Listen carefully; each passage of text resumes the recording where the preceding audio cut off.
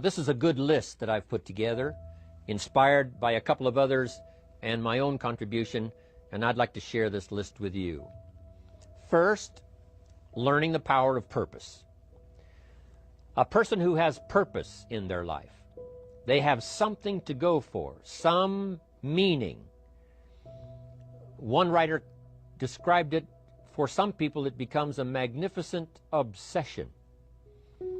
And for you and I, maybe it doesn't need to be that dramatic as a magnificent obsession. But it has to be something that does something to us, something that pulls us, especially into the future. You know, there are many influences on us. One is the influence of the past. Some people are always pulled back by the past. Some people are always pulled aside by the distractions.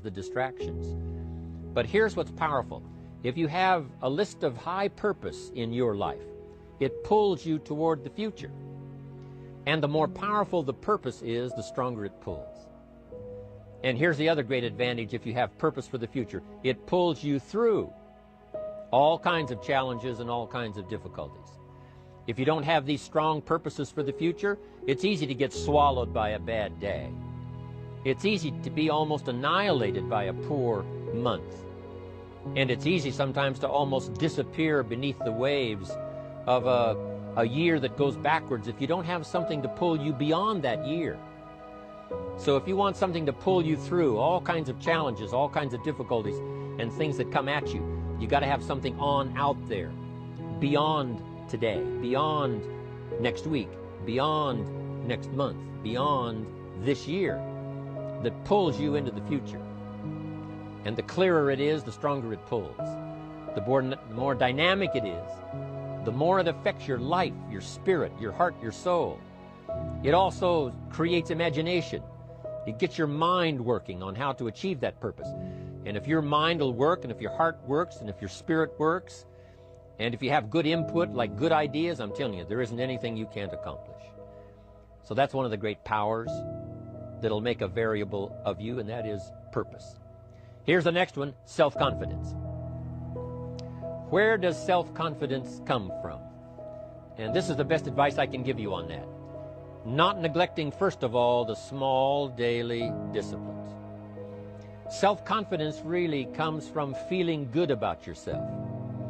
And one of the best ways to feel good about yourself is at the end of the day to know that you poured it on. You did your best. If you conducted a meeting, you did the best you could. If you made a phone call, it was the best phone call you could possibly make. If you wrote a letter, it wasn't a casual letter, it was your best letter. At the end of those kind of days, when you feel good about yourself, self-confidence starts to rise. You know that if you can have this kind of a good day, you can have another one the next day, and those days become the weeks become the months, and the month becomes a powerful year. Self-confidence comes from the lack of neglect. If you will not neglect to do the small daily disciplines, that's where self-confidence comes from. Part of good health is self-confidence. I know I'm going to be healthy. I take the Herbalife products. I eat the apple a day. I walk around the block. I do the jogging on the beach. At the end of the day, when you've really poured it on and you've done all the stuff, self-confidence grows. That self-confidence affects your health. It affects your future. It affects your psyche. So this is true. One of the great powers is self-confidence. Self-confidence means willingness to do whatever it takes to achieve. Some people say, well, I'll do it for a little while and see what happens. You know, I'll try a couple of things. If that doesn't work, I'm out of here.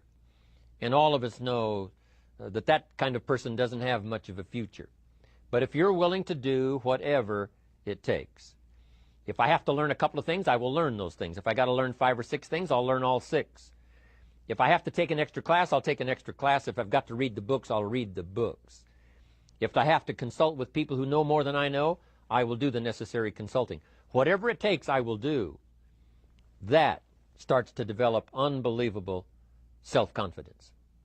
Self-confidence also comes from the ability to rise above your circumstances, to rise above what happens, the petty little things, the discouraging things that would sink everyone else's ship except yours, that would cause someone else to quit early in the day, but you keep going. that kind of willingness to overcome all circumstances, whether it's the little challenges or the big challenges. If you're willing to do that, I promise you, this kind of power will work for you, and in you, the variable, it'll make a difference. The third on the list I had was enthusiasm. And here's what I wrote about enthusiasm. Enthusiasm that's powerful is mostly enthusiasm that is enthusiasm inside, 90%, 10% outside. We all know what the enthusiasm is like when somebody lets us see their enthusiasm, which is like the 90%, and only 10% of it is inside. But the enthusiasm that really affects people is not just being loud, but the enthusiasm that runs deep, the enthusiasm that comes from deep inside, created by self-confidence, created by purpose, created by genuine willingness to help other people. That kind of enthusiasm, knowing that you're going to get the job done, knowing you're going to affect people, knowing you're going to have testimonials flowing in from all kinds of directions. That kind of enthusiasm. A lot of it is quiet. A lot of it is unheard. And the 10% that's heard, it rings a bell. People call it genuine enthusiasm because they know that what you say in the outward display of your enthusiasm is only a small tip of the iceberg of the enthusiasm you feel inside that really motivates you to do the best job you can. Next on my list to help you become the powerful variable is expertise. Wanting to excel in all of the skills and settling for nothing less than an outstanding performance. If you're willing to be the best in your field, if you're willing to demand of yourself excellence in skills, to be the best that you can possibly be. In the training, do the best you possibly can. In doing a workshop, do the best you possibly can.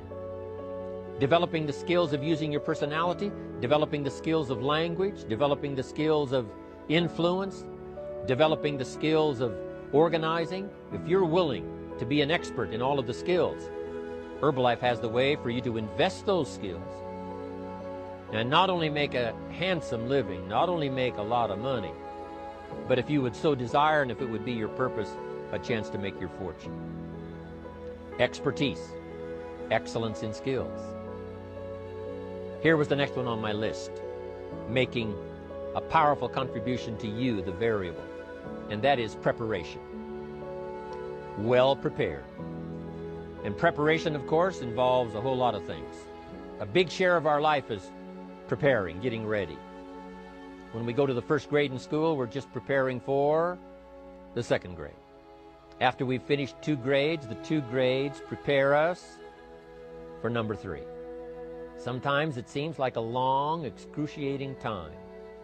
And the time will just seem like it'll never come when we can finally have the performance that we really want. But it takes time to prepare. It takes time to get ready. And the decisions you make in the preparation time, those are the decisions that last for a lifetime. Preparing to have a good day. It's that preparing, maybe the night before, maybe the couple of days before the day that you're going to put everything together. The preparation for a meeting means that you've taken it serious. The preparation for doing a workshop means you're serious about the workshop. You want to make the best contribution. That kind of preparation is important. But here's preparation that's very vital, and that is to prepare yourself for success. Life seemingly does not wish to waste success on the unprepared. Life says, why waste a fortune on this person? They're not prepared to do the right things with it. They're not prepared to use it wisely.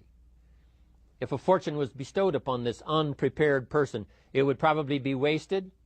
The people that could have been touched won't be touched. What could have been done won't be done because this fortune will have been wasted on the unprepared person. So not only look for fortune, not only look for the promise, but prepare yourself and ask of yourself, what can I do to make myself ready?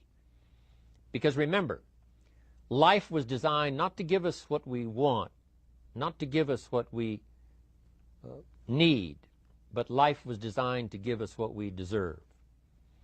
Every value in life must be paid for, and those that pay are the ones that get it. It says those that give receive. Someone says, I wish to receive, I wish to receive. You don't have to concentrate on receiving. Just become a good giver. It says those that search will find. Someone says, well, I need to find some good ideas to help change my life for the future. Then to find good ideas, that doesn't come because you need them. It comes because you search for them. If you want good ideas, you got to go after them. You got to go to the class, you got to go to the workshop, you got to go to the training, go to the book, right? You got to go to the journal, right? Go where good ideas are being taught. Go searching, go looking, because good ideas are not going to be wasted on those that are not seeking, searching, well prepared. So, prepare yourself to be ready for fortune when it comes, to be ready for challenge when it comes, to be ready for opportunity when it comes. Opportunity comes along and passes by the person that is not well prepared. I want to prepare myself this year for next year. Yes, I wish to be effective this year, but I'm also thinking of ways, how could I be better? How could my ideas be more powerful? How could they be sharper, more clear? How could I reach some people next year that I perhaps can't reach this year? I haven't reached deep enough into my own soul to affect some people. Some people just pass by and say, hey, what a good speech. But how could I make it stronger than that, deeper than that, more powerful than that? I cannot be as powerful as I could be next year. You know, you can't go to the 10th grade in the 5th grade. You just got to go through the grades. But the more you are prepared, when the 10th grade finally comes, now you can cash in and get 2 times, 3 times, 5 times more value from it by being prepared. I want to do my best this year for Herbalife, but I also want to get ready for next year, 1999. And then when the year 2000 comes, at the turn of the century, I want to be well equipped by language, by instinct, by temperament, by personality, by influence, to really be valuable the year 2000, 2001, 2, 3, 4, 5. That's my goal. I'm sure it's your goal. Now here's the next one. There's great power in self-reliance. Self-reliance means you simply look mostly to yourself. It would be nice if someone just gave you this, gave you this, gave you this. It would be nice if everyone did their job exactly as they're supposed to do it. But here's what you've got to do. Primarily rely on yourself.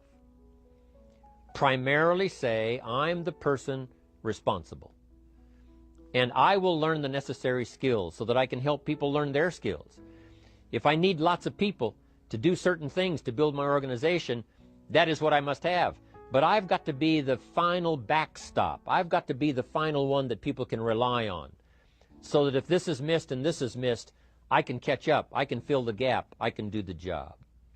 We have to do it when we conduct meetings. We have to do it when we conduct training. We have to do it when we're in a class of just a few. What someone might have missed, we're there to fill in. Self-reliance. Primarily, we're learning to count on yourself. So that you can do this, never complain and never explain. Here's the next key power, and that's image. There's many parts to image. The image that others see you as, the image you have with other people. And it's very important how other people see you. If they don't see you as a leader, chances are they won't pay attention. If they don't see you as being in control, chances are they won't have the trust. If they don't see you as knowing where you're going, what you want to accomplish, they probably won't follow. But if people can see you, if you have the image of someone that's in charge, in control of your life, your future, your destiny, in control of the situation, if they see that, that kind of image is powerful. It helps to win the day. It attracts other people. People want to be around people that are in control, that are powerful, but they know how to use their power. Influential, but they know how to use their influence. That kind of image is important. But here's a very important image, and that is your image of yourself. self. The way you dress, the way you talk, the way you think, your capacity for learning, all of that is an important image that you have of yourself. The image that you have that if it needs to be learned, you could learn it. If there's a book that needs to be mastered, you could master it. If there's a skill that needs to be learned, why couldn't you get busy now and learn that skill? That kind of self-image, that I am continually trying my best to be the best I can. Because one of the most important places you have to look is into the future, yes. You've got to look into the past, yes. You've got to look around, yes. But one of the most important places you have to look is in the mirror. You know, how I appear to other people, that's important. But how I appear to myself is the ultimate importance. That kind of image, to where you'll develop the self-confidence, you'll develop the self-reliance. Now here's another one in my rather short list. The next word is character. Becoming a person of high values, a person of principles, a person of honesty, a person that earns respect. That kind of character. It took character when Mark started to put the marketing system together. How can we have a system that will build in the integrity, that people will know that if this happens, then this will happen, and if this goes wrong, here's the way to fix it? Unless you have the principles and the character and the integrity to put together a viable plan for a wide variety of people, then the system is not going to last very long. And I've been around long enough, and I'm sure you have been around long enough to see a lot of systems that got started, but they failed. And the reason is because they were not constructed with integrity. They were not constructed with character. They were not constructed with doing the right thing. They might have been constructed to take advantage.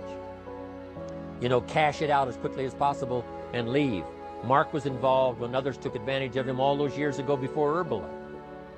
When someone took advantage, didn't have the character, didn't have the principles, and didn't have the character to stay, the character to see it through, the character to do the right thing. So this is important, to develop the character within yourself, that people see you as honest, as fair, willing to do the right thing, willing to be helpful, but always willing to walk the center line, not to pass the line. When we come to an opportunity like Herbalife, especially multi-level network marketing, it is so dynamic, it is so powerful, and it is so possible in fortune making that sometimes people want to speed up the process by cutting the corners, by neglecting to do the right things, you know, to cheat a little here, you know, cross the line just a little bit, because then, you know, it'll grow faster and you can cash in quicker. Not necessary here. Doing Herbalife right will build your fortune longer and stronger than trying to cut the corners and not doing it right.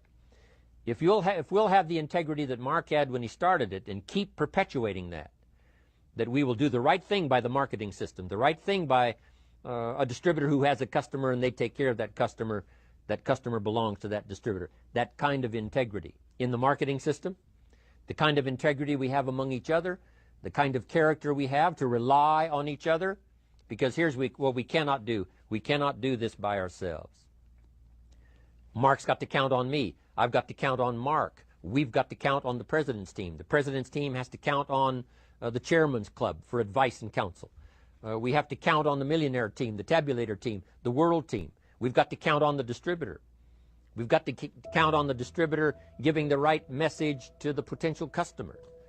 We've got to count on the distributor giving wise counsel to the new recruit, teaching them the right way, the Herbalife way, the principled way, the character way. Vitally important. Building and developing your own character. Now here's another one. It's called self-discipline. Self-discipline, all of us have a challenge with that. Because sometimes it's easy, and especially if you're working hard, doing the best you can, it's easy sometimes to let up and let it go. But remember, So many people, especially now that we're as big as we are around the world, are counting on what we do. At home office, they have to be careful. They have to be disciplined. It's easy for the person who ships the product from Herbalife says, oh, well, I'll wait until tomorrow to ship it. And then they go home and sleep like a baby. But the distributor who's waiting for that product doesn't sleep that night, or doesn't sleep when the product doesn't show on time. But if everybody will have the discipline to say, I will do the best job I can. I will make mistakes, of course, because we're all human, but I'll try to remedy those mistakes and do the best job I can. That kind of self-discipline that understands how important your part is in all of the functions that work. Coming to work on the set here, HBN, there's so many people that play a part. And each one of the parts that are played is necessary to put on the broadcast, make it viable, make it real, make it powerful. Any couple of them missing, and it would be a disaster. But all of it put together, and it works like a charm. Each person developing the self-discipline to do their part, do their job. Here's one more, and that is the power of extraordinary performance and demanding of yourself excellent results. This is so important. If you want to live extraordinary, you must do extraordinary. If you want an extraordinary income, you must do extraordinary things.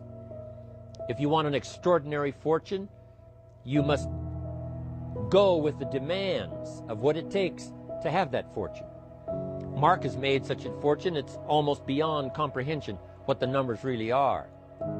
But guess what he has the satisfaction of knowing? He earned it all. If he'd have been lax in the performance, Herbalife would not be here these 18 years later. Herbalife would have been a footnote in multi-level history. But because he performed year after year, the 3rd year and the 5th year, and the 7th year and the 10th year, and the 12th year and the 15th year, and now performing well in the 18th year, I'm telling you, that's what makes it such a viable fortune for Mark personally, of course, because he did the job. If we would ask of ourselves that kind of performance, and you've got to ask it of yourself. You know, I can't ask it of you. I would try to inspire you. I would try my best to share with you what it might taste like, what it's like to finally make your fortune. It happened for me. But here's what you must do. You must demand it of yourself.